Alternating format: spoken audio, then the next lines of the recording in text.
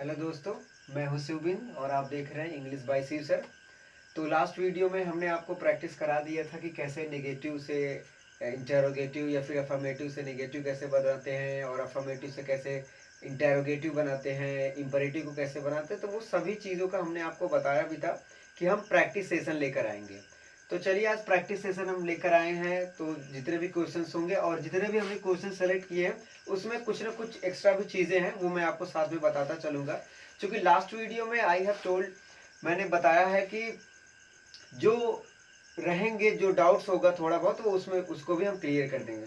तो चलिए कुछ प्रैक्टिस की चीज़ें हम कर लेते हैं, उसके बाद जो डाउट्स होंगे आप कहेंगे तो हम फिर से करा देंगे।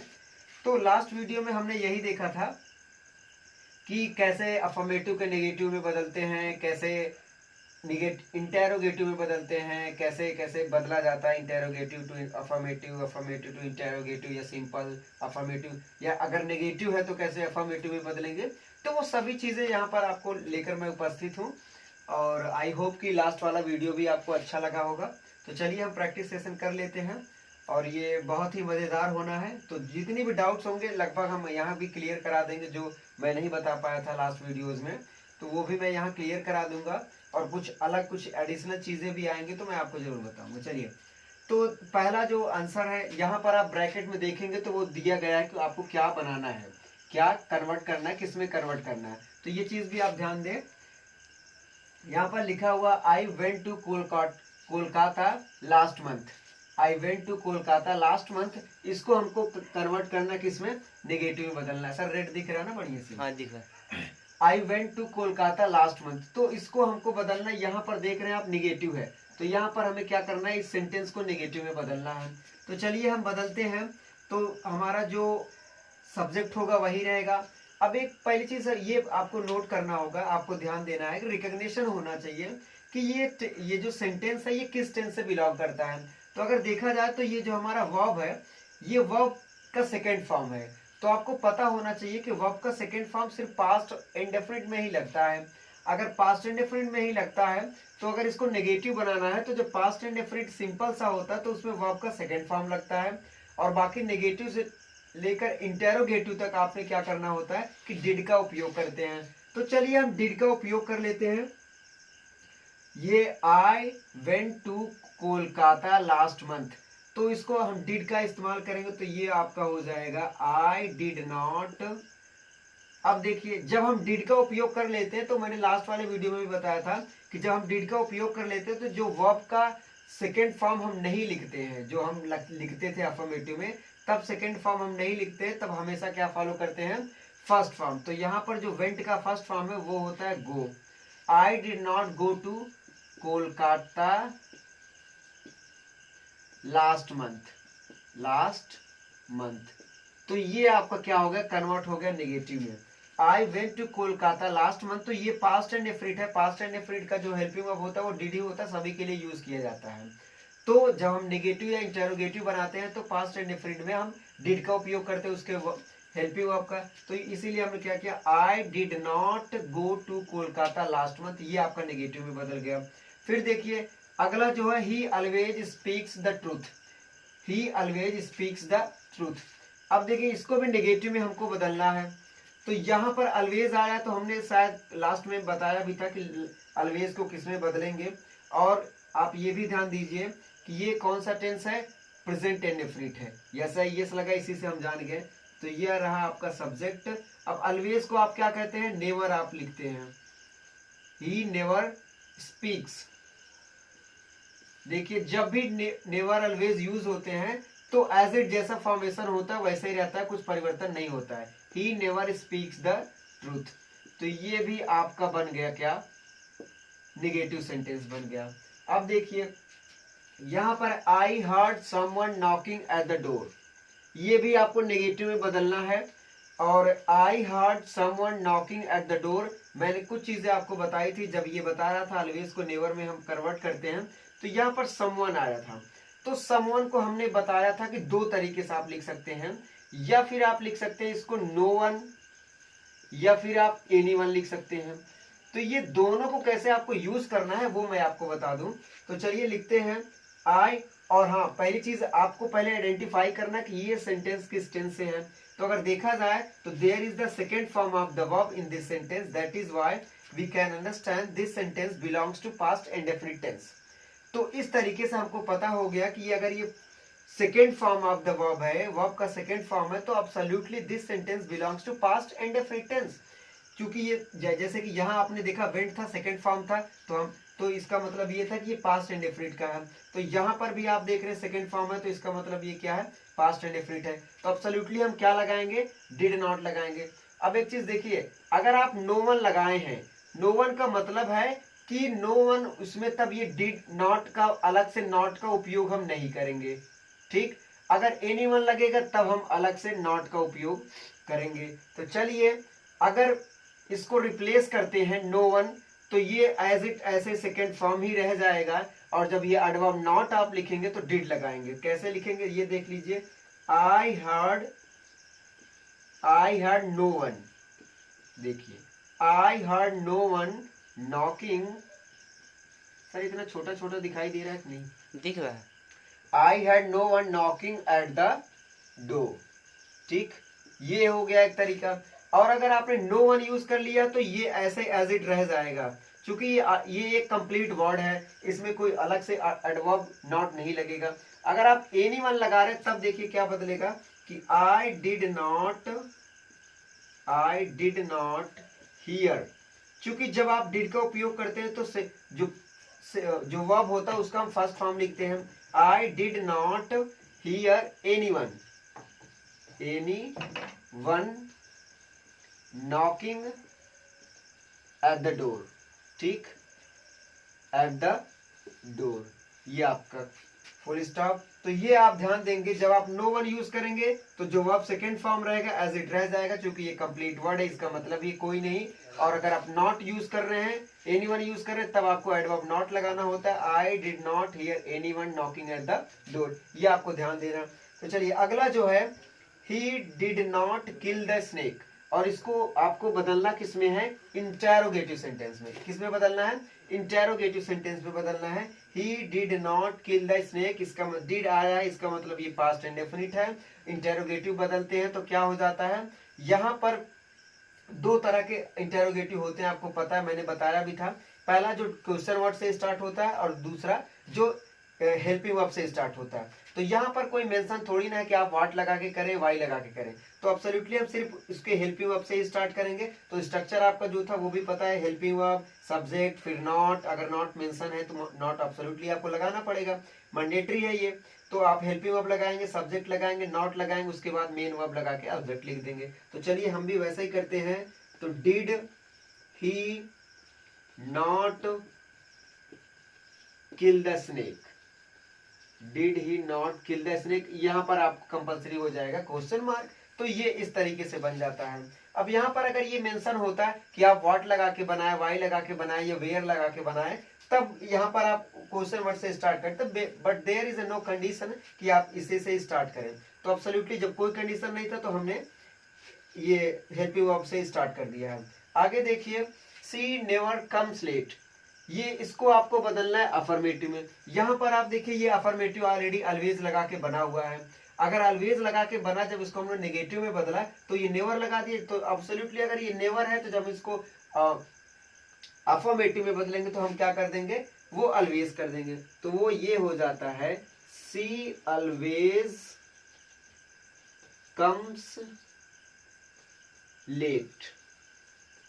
तो ये चीजें ये हो जाती है, सी ऑलवेज कम्स लेट। तो ये कंफर्म हो जाता है कि इतने जो भी डाउट्स थे, देखिए इसमें जो मेन पॉइंट्स था कि अगर वर्ब का सेकंड फॉर्म आता है तो वो पास्ट इंडेफिनिट का होता है, फिर उसके साथ हम डिड का उपयोग करेंगे तो first form of the verb लिखेंगे, वर्ब का फर्स्ट फॉर्म लिखते हैं हम। तो ऑलवेज को नेवर में हम बदल देते हैं। यहाँ पर हमने आपको बता दिया, जब हमने आपको बता दिया कि समवन को नो वन या एनी वन लिख सकते हैं। अगर आप नो वन यूज करते हैं तो हमेशा वो एज इट रह जाएगा, सिर्फ समवन की जगह ये रिप्लेस कर दिया जाएगा, सब्स्टिट्यूट कर देते हैं हम। और अगर नॉट का उपयोग कर रहे हैं, एडवर्ब नॉट का यूज करेंगे तो आई did not here any one use करे हैं तो ऐसे स्ट्रक्चर होगा। और अगर नो वन आपने करा तो ये, फिर यहाँ पर ये कोई मेंशन नहीं था तो हमने हेल्पिंग वर्ब से स्टार्ट करा। और ये, तो चलिए कुछ और एग्जांपल्स आपको देखते हैं, कुछ अच्छी अच्छी बातें। तो चलिए देखते हैं। तो चलिए हम ये फिर से जो आपका 4-5 हो गया, कुछ और हम प्रैक्टिस करा देते हैं। चलिए बारी बारी से हम देख लेते हैं। फिर ये जो अगला जो आपका क्वेश्चन है, he has never been to Mumbai, ये इंटेरोगेटिव में बदलना है। तो अगर देखा जाए तो ये कौन सा टेंस है, तो ये टेंस क्या है, प्रेजेंट परफेक्ट टेंस है, हैज लगा हुआ है और बीन ये थर्ड फॉर्म है। और परफेक्ट टेंस में क्या होता है, हैज हेल्पिंग वर्ब हो जाता है और वर्ब का थर्ड फॉर्म, तो ये होता है मतलब वो कभी मुंबई गया नहीं है। तो अब इसको इंटेरोगेटिव में बदलना है। इंटेरोगेटिव आपको पता है कि हेल्पिंग वर्ब एक बनाया जाता है, हेल्पिंग वर्ब करके हेल्पिंग वर्ब पहले कर देते हैं, हेल्पिंग वर्ब सब्जेक्ट, फिर अगर नॉट मेंशन है तो ठीक है, वरना फिर एज इट लिख देते चीजों को। और एक होता है क्वेश्चन वर्ड से, तो यहाँ पर कोई जरूरी नहीं है कि आप क्वेश्चन वर्ड से बनाएं, तो हम हेल्पिंग वर्ब से बनाएंगे। तो चलिए बना देते हैं, हैज ही नेवर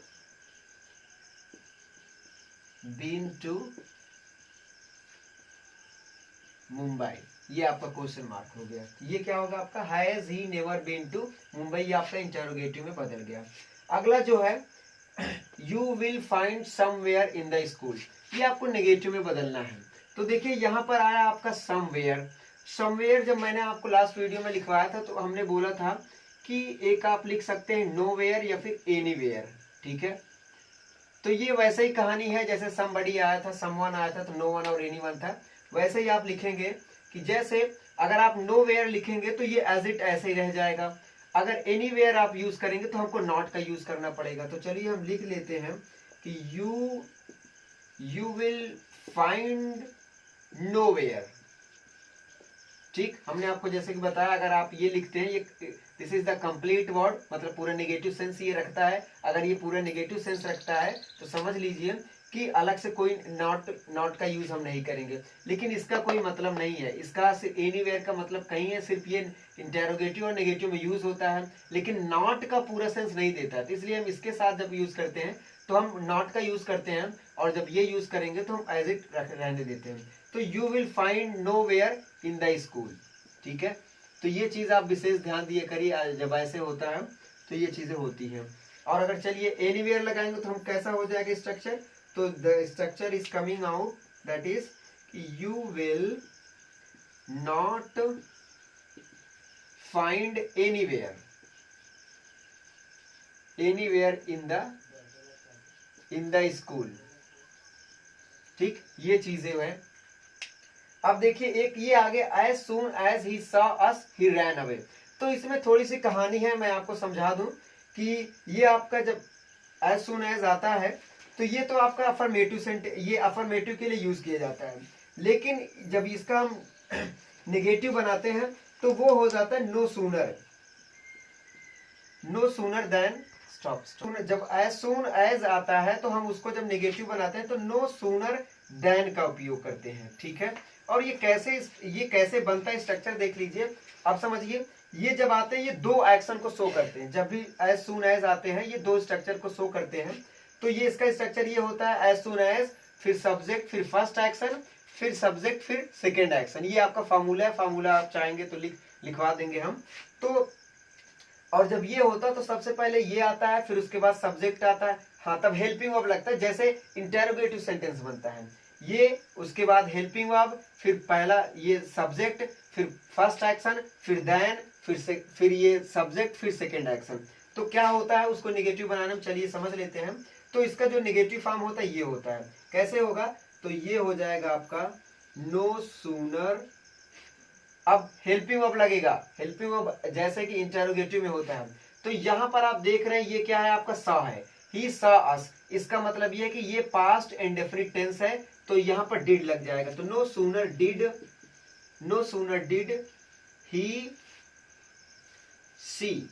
अब अगर डिड लगा तो जाहिर सी बात है यहाँ पर फर्स्ट फॉर्म लगेगा वर्ब का, तो हमने ये लगा दिया, no sooner did he see अस। अब देन लगेगा, देन फिर आपका आ जाता है सब्जेक्ट, फिर आपका सेकेंड एक्शन, ये सेकेंड एक्शन है, ही रैन अवे, ठीक, ही रैन अवे। तो इस तरीके से नेगेटिव बनता है। ये आप ध्यान दीजिए, क्या होता है, no sooner did he see us then he ran away, इसका नेगेटिव फॉर्म ये बनता है। ये आप विशेष ध्यान दें। अब देखिए ये आपका हो गया। फिर अगर इसका स्ट्रक्चर क्या होता है मैं बता दूं, ये as soon as subject first action, फिर आपका प्लस सब्जेक्ट सेकेंड एक्शन, ठीक। तो ये दोनों सब्जेक्ट एक ही हो सकते हैं या अलग अलग भी हो सकते हैं, लेकिन दोनों काम एट अ टाइम होगा, ये आप ध्यान देंगे कि दो एक्शन वो बात करेगा ये सेंटेंस, तो दोनों एक्शन एक ही बार में होते हैं। और उसका जो नेगेटिव बन जाता है ये हो जाता है आपका नो सूनर, फिर सब्जेक्ट हेल्पिंग वर्ब HVW, फिर आपका आ जाता है सब्जेक्ट, फिर फर्स्ट एक्शन, फिर आपका सब्जेक्ट, फिर आपका second action as it then लगेगा, सॉरी फर्स्ट एक्शन के बाद आपका आ जाता है देन, फिर प्लस सब्जेक्ट, फिर आपका आ जाता है सेकेंड एक्शन। तो ये चीजें ऐसे बनती हैं। अगला आप देखिए कि I explain everything to him, इसको इंटेरोगेटिव बनाना है, ये पास्ट एंड डेफिनिट है। तो सबसे पहले हम लिखेंगे डिड, लिखेंगे डिड आई, ये आपका हो गया डिड आई। ये देखिए एवरीथिंग को हमने बताया था दो चीजें आप लिख सकते हैं, एक नथिंग और एक होता है एनीथिंग।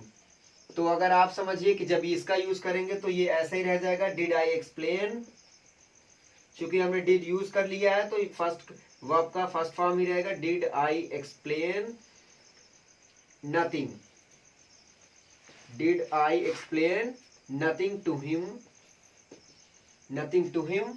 और जब करेंगे तो क्या हो जाएगा did I not explain anything, जब हम ये यूज करेंगे तो क्या हो जाएगा did I not explain anything, दिख रहा है ना सर, दिख रहा है, एनीथिंग टू हिम। तो ये स्ट्रक्चर आपका ऐसे बन जाता है। तो ये क्वेश्चन मार्क हमने लगा दिया। तो ये है आपकी पूरी कहानी कि ये आपको कैसे, ये आपका ये अफर्मेटिव होता है, इसका नेगेटिव ऐसे बनता है, तो ये हमने आपको बता दिया ये ऐसे बनेगा, ठीक है। तो ये चीजें आपको नोट करनी है, ठीक। तो चलिए हम मिलते हैं अगले वीडियो में। आई होप आपको समझ में आया होगा, और वीडियो अच्छी लगे तो आप लाइक सब्सक्राइब शेयर जरूर करें। Thank you so much.